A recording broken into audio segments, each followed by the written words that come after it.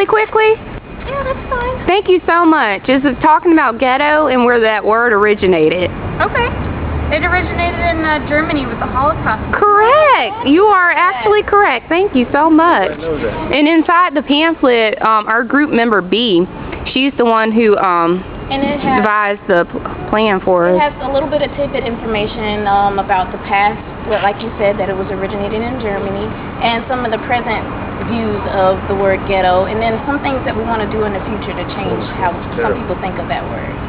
Yes. Oh, that's a good thing. Yes, our activism project, that's what we're advocating, so people can, you know, get more acclimated with the term ghetto and know its original meaning. Exactly what B just said. Have you been Yes. Which I think we're all guilty of at times. Yeah. I know I have been. Well, thank you. I gotta go home and get some sleep. All right, thank you so much. Thank you. Appreciate it. Let's do this.